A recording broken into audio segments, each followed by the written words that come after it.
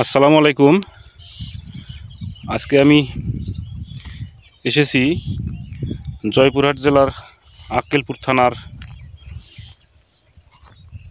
খলিশ্বর এলাকায়। তো এখানে মূলত আমি একটা করলা জমি দেখতে পাচ্ছি। তো পাশাপাশি দুটো জমি আছে, এখানে অন্যান্য সাইডেও জমি আছে। এটা কিন্তু একটু লেটে লাগানো হয়তো হয়েছে, কিন্তু এই জমিটা কিন্তু একদম ভরপুর গাছ মাচায় পরিপূর্ণ। এটা আসলে এই যে তাপমাত্রা, এই তাপমাত্রার মধ্যে এত গাছ কিন্তু অন্য কোনো জাতে কিন্তু করা সম্ভব হয় না। তো যাই হোক, এটা এমনই একটি জাত, এটা অত্যাধিক তাপমাত্রা সহনশীল একটা জাত। তো যার দরুন কিন্তু এই গাছটা কিন্তু এরকম হয়েছে। তো এখানে আশেপাশে অনেক কৃষকই কিন্তু এই জাতের করলাটা লাগিয়েছে। তো আমি শুধু এখন উপরের সাইডটাই দেখাচ্ছি, তারপর উপরে দেখাই, পরে আমি ভিতরে দেখাবো ইনশাল্লাহ। মানে গাছে কিন্তু একদম মানে পরিপূর্ণ, আর গাছের এই যে মাথাগুলো একদম সূক্ষ্ম, একদম চিকন, এই মাথাগুলোই কিন্তু তাপমাত্রা সহনশীল জাতের হয়ে থাকে। যেগুলোর মাথা ফোলা থাকে এগুলো কিন্তু সেই রকম কিন্তু হয় না। তো যাই হোক, আপনারা যদি এই চ্যানেলটাতে নতুন হয়ে থাকেন অবশ্যই একটা সাবস্ক্রাইব করে রাখবেন। এইরকম জাতের করলার যত আপডেট ভিডিও আছেন তাহলে কিন্তু অবশ্যই এই ভিডিওর নোটিফিকেশনগুলো আপনার কাছে চলে যাবে। আর পরিশেষে আরও একটা কথা বলতে চাই, সেটা হলো একটা লাইক করবেন, কমেন্টস করবেন, এবং সর্বশেষ যে কাজটি হলো সেটা একটু শেয়ার করে দেবেন।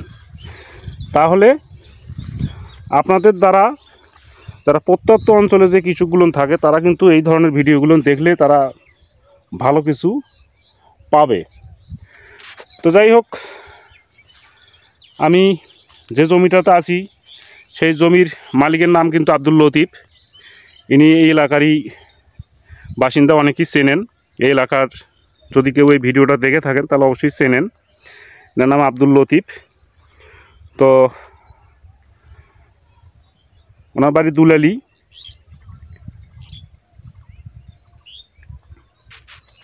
তো আমি এখন আপনাদেরকে ভিতরের সাইডে নিয়ে যাই। ভিতরের অবস্থা দেখলে আসলেই মাথা নষ্ট করার মতো। আমি ভিতরে যেতে পারছি না, কারণ এইমাত্র কিছুক্ষণ আগে কিন্তু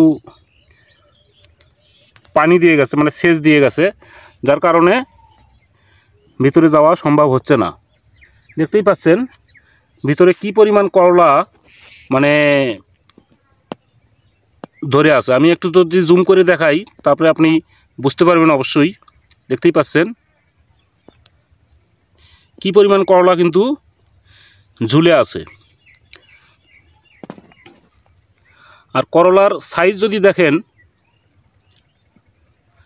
তাহলে আপনারা দেখতে পারবেন, এই যে করলা, এই দেখতেই পাচ্ছেন এক একটা করলার সাইজ দেখতেই পাচ্ছেন, একদম গাঢ় সবুজ। দেখতেই পাচ্ছেন এইরকম কিন্তু এটার বাজারে কিন্তু চাহিদা অনেক বেশি। তার কারণ এই করলার কখনো ক্যাট হয় না, কাঁটাগুলো একদম সুস্পষ্ট।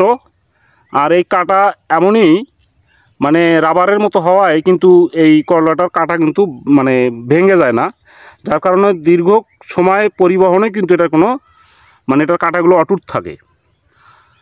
তো যাই হোক, আমি আপনাদের কাছে রিকোয়েস্ট করব আপনারা অবশ্যই চ্যানেলটাকে একটু সাবস্ক্রাইব করে রাখবেন এই ধরনের ভিডিও পেতে। আর এই দিনের বেলা কিন্তু অবশ্যই এই তাপমাত্রার মধ্যে কিন্তু জমিতে কিন্তু সেচ দেওয়া উচিত না। এই তাপমাত্রার ভিতরে জমিতে দিনের বেলা সেচ দিলে গাছ স্টক করার সম্ভাবনা বেশি থাকে। তো আমি উপরের সাইডটায় যদি নিয়ে আসি, আমি আপনারা দেখতে পারবেন গাছে কিন্তু একবারে ভরপুর। আমি যেটা শুনলাম, উনি এই বীজটা নিয়ে এসেছিলেন দুলালির হাসু ভাইয়ের নিকট থেকে। এই কৃষক খুশি হয়ে কিন্তু দোকানদারের সঙ্গে ফোনে কিন্তু কথা বলেছেন যে তার করলা নাকি খুব ভালো ফলন হচ্ছে এবং ভালো হারভেস্ট হচ্ছে। তো এই কথার পরিপ্রেক্ষিতে কিন্তু আজকে আমি আসলাম। তো যাই হোক, এখন যে বিষয়টা হলো বলতে চাচ্ছিলাম, এই করলাটার জাতের নাম কিন্তু মুঘল, কোম্পানির নাম প্লান্টেন অ্যাগ্রো লিমিটেড, জাত মুঘল। তা মাঝারি মানের করলা, মাঝারি সাইজ। এটার ওজন অ্যাভারেজে 90 থেকে 100 গ্রাম, আর করলার সাইজ 7 থেকে 8 সেন্টিমিটার পর্যন্ত। তো ওকে, আসসালামু আলাইকুম।